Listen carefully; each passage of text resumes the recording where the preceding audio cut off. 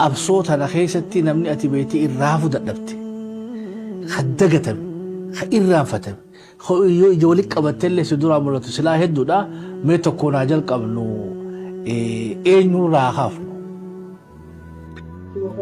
Namni ani akka malee dinqisiifadhu imaalee rabbi taaraaramu aanaa isa waaree daddafaadha qabaafaa baroodaa boruu waariyoo magarsa waariyoo odaafaa warreen biratti wareegamee beeki murataa raammis akkasuma abbichuu tokko faa warreen qabsoota na keessatti akka malee laal waggaa wal moggaa dhaabbannu kakka ibsaa dagaafaa kan akka gartee jaalburisoo namni dubbataan jiru jaalburisoo tokkicha qofa keessaa dubbatan laal hoogganoonni Harargee keessatti miseensonni gumii sabaa jaalburisoo qofaa keessaa dubbatame jaalburisoo boruu qoftiin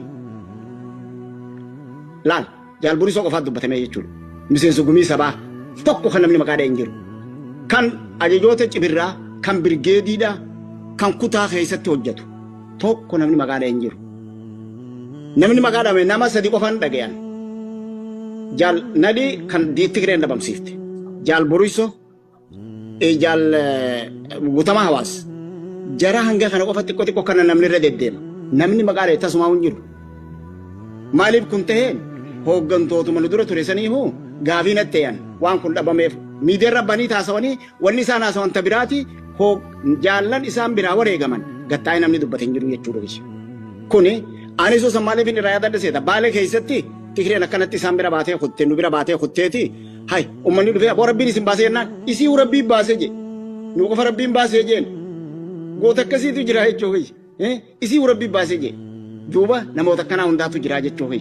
Aboo ani gartee keetiin deema laal keetiin lola sanitti deema mee ati taa'iti waan kana nu godhi jee nama gartee waan akkasitti lola sanitti osoo na tasii waa qoonqoo isaa gootu inni lola san keessaa qofaa buusutu jira jechuudha. Namoota akkasiitti namni dagatee jira. Namoota sana amma galmee silaa waggaa gaaffii fudhannu maqaa siifin dha'uu danda'a jechuudha. Kanaaf goottan akkasiitu dagatame laal miseensa gumii sabaa qofa siifin lakkaawaa jechuudha kana sirra jiru. Naa obsi niin banadha. Kolonel galmeettiin dhufadha maaliif beetee haqa isaan guunneef jechuudha wanni haa guunnamu aaneensa waareeyoodha mee dhalootu isarraa naa jalqabii ati umriin tee meeqa inni umrii isaa meeqa nama hagamta qabsoo keessa ture gootummarraa gamnummarraa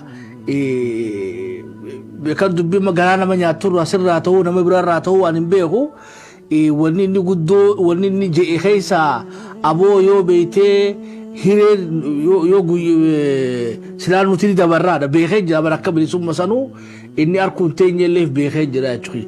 Ammoo warra hafetti wasiyyaa waan dhaammatee qabaa jechuudha. Hawaasa fadhiisii fi anniyaa kanan dagatinaa waan akkasii takkaa fi waan dhaammatanii qaba. Mee aaneesoo dhaloota isarraa naa jalqabe jechuudha. Maaliif amma dhaloota isan beeknee jira jechuudha. Amma dhaloonni wayyaanii asii kuni. Ina guddaa isaa namni umrii isaa amma 20 afurii kuni aaneessumaa yaadachuu nuu hin beekanii jechuudha. Hin beekanii kanaafuu aaneessa eessa dhalatee nama hagaati beekturraa nama qabsoo keessaa hagam takka ture beektee hooggansi isaa amalli isaa akkatti waraana qabatu gootummaa isaa guutumatti seenaa isaa haga tokko naa ture. Laalee namni kun nama na dura qabsoo godhaa ture. Jaallan birarraa ni odeeffataa dhaloota isaatii fi kanaas ani gaafa san ijoollummaadhaan waan isa qoradhee sin qabu qabsoo keessatti hin badee jechuu kiyya. Dhalootaan akkaan oduu odeeffadhetti gaara mul'ataa kanatti dhalatee ijaameetiin oduu odeeffadhee qaba. Ammoo kanin keessatti isa bare qabsoo irratti hin badee loltummaan hin badee jechuu kiyya. Jaalaaneessoo nama hawaasaas simachuu danda'u nama waraana isaatiis haammachuu danda'u jechuudha. Haammatee akka ijoolleetti keessa taa'ee waliin koflee taphataa jechuudha. Yookaan ijoollee utaaltu waliin fiigee taphataa jechuudha. Nama akkasiitii jechuu kiyya. Gootummaa keessatti arra gaafa qabsoon tuni hooggantoonni nama 3 moo 4tu qabsoo tana dandame 97 keessa. 97 keessa nama 4 moo 3tu qabsoo tana 4 moo kana 5. Aanesota akka ji Gusaa Galmoodhaa abbaa biyyaa Nagayaafa anuma sii wajji taa'ee dubbatu kana fa'a. Miseensota gaa jaalbobbaa isaa gadaadhaa damboo maamixeefaa baroodaa boruufaa daddafaa dhaqqabaa caalaaleen coodhaafa warreen kanaatiitu kan namni yaa'ee kun Keeniyatti kun Soomalitti bahe qabsoo cichee humna waraanaatiin aaneessoo humna waraanaa nama 50 ga'u qawwee hidhannoo girnoo fi wajji Soomalee miilaan seenee jechuufi gootummaa isaa keessatti yookaan murtii inni qabu keessatti qawwee osoo lafan kaayine Soomalee miilaan seenne bultii 42 deemne miilaan nama akkanaatii jechuufi qabsoo tana keessatti humni sun osoo gaafa san inni dirretti hafuu baate jaal caalaafaa jaal bobbaasaa qilxuu aadaa faa rabbi taanaa arboonni dee amma nam tokko abiyyuu sammuu faa waliin deemna bishaaniin baasaa ture laga daakee laga waabi weebi kana laga weebitti dooni doolaan bishaan nama guuraa ture seenaa kana warra waliin jirruutu jira warra tokko ka jiruu jira sanii wajjina dhiyeessiteeti bal'inaan irraa haasoyna aaneessoo nama akkasiiti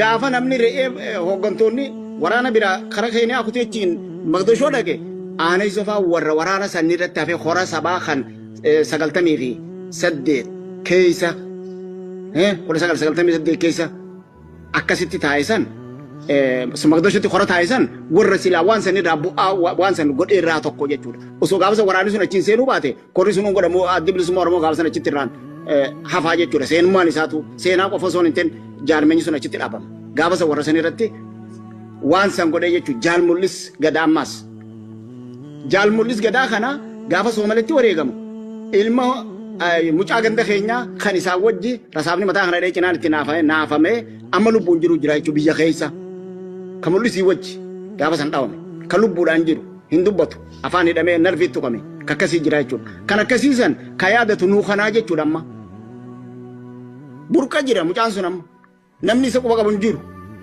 mul'isii wajji akkas ta'e mul'is lubbuun biraa kooti inni immoo du'aa jiruu dhabee jira